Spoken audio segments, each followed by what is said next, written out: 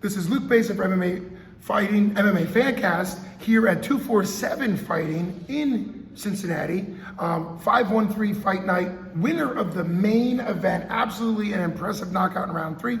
Ilyaz, the Turkish Machine. I already interviewed you in the cage, but this way we can get the video to put up on MMA Fancast YouTube. So talk again about your opponent, about your training. You mentioned in the cage that this was the first time you really committed to training. So I guess we'll back up. When did you decide to really commit to training, and what made that decision? It wasn't just committing, but after my last loss, I knew that I can basically push myself, and the body has no limits. So when I had that camp, I was like, oh, this is the best I've ever been. But then, for example, just running numbers, I did 90 miles before that, fight the 1 month before. For this one, I did 215 miles 1 month before. So yeah, 2-3 times more. And that's aside from the training. And I have great training partners like Zach who push me. So coming in against a guy like Will who had 7 belts, it was scary, I'm not gonna lie. Going in there, the first few exchanges in the first round, I knew he was in there to win. He wasn't just showing up.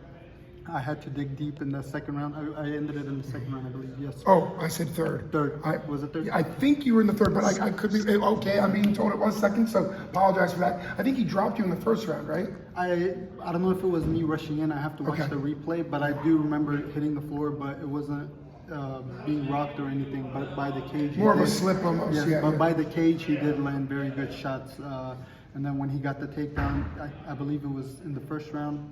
That's when I was like, this guy's in here to win. I have to dig deep and, finish it. But I was prepared for 3 rounds.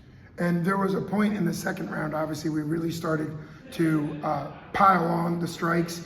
Very tough opponent, the number of strikes he took.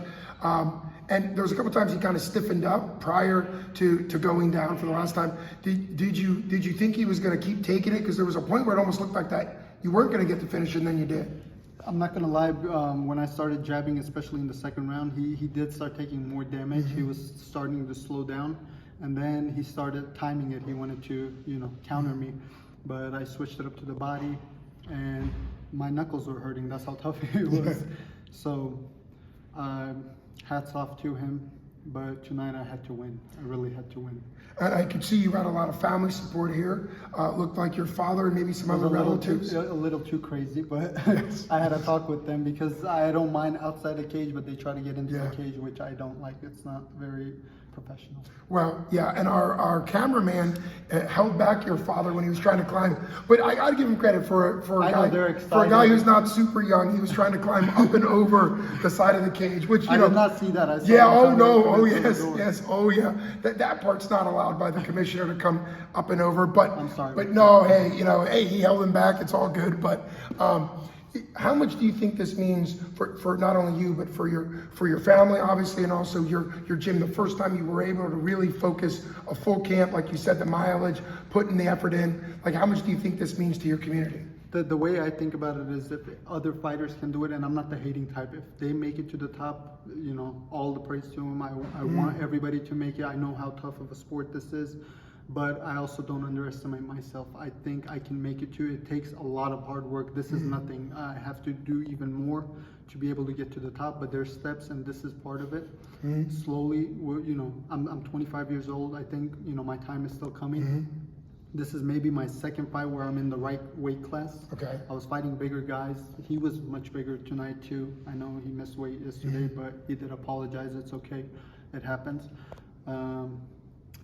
I just have to keep improving. But you like the weight class. Yes. So stay in the weight class, do more of that training like you talked about. Yes. And you could see that's an insane number of miles, but your cardio was there, obviously. And so that's kind of nice too, because you got the TKO in the second round, but you would have been the fresher fighter in the third, obviously, and that's a big part. Now, talk about the actual punch that put him down. For those that didn't get to watch the fight, it ended up being a one-punch knockout in the sense that he went down, the ref called it before you could do ground and pound. Since he survived in the first round, I believe I landed maybe the same combination. He got dropped. I tried to finish it, but he was still okay because he was fresh. But in that second round, when they pulled me off, I was surprised because But then at the same time, it's good that it got stopped because when I went by him to check on him, he was falling over. And Yeah. I don't want him getting hurt. You know, Yeah, I know it's a well, tough sport, but I don't want absolutely. him getting hurt. You guys, I thought about it when I was watching it. 247 Fighting Championships has the 247 awards at the end of the year, which is voting, and all that. And you guys certainly put on a great show for potential fight of the year. I mean, I know most fighters would much rather win by 10 seconds every fight, but to be able to go back and forth like that and really come out with that great knockout, that's just an impressive fight. The way my life has been, I don't want to get into details, but the amount of times I've lost in life just this year, I wanted a war like that. Like, I know that's not good for, taking damage and everything, but I needed that. I really needed that. I promise, if we did that 10 times, I would choose that 10 times over a 10-second knockout because that wouldn't prove anything in my eyes. I would just go out there. That could happen to anybody, but a fight like that where we had to dig deep and I, came out the winner, that's more impressive in my eyes. Well, that makes a lot of sense. Thanks so much for taking time out of your exciting night. It's been Luke Payson with MMA Fancast and the winner of the main event, the Turkish Machine. Thanks so much. Thank you so much. Take care. Thank you.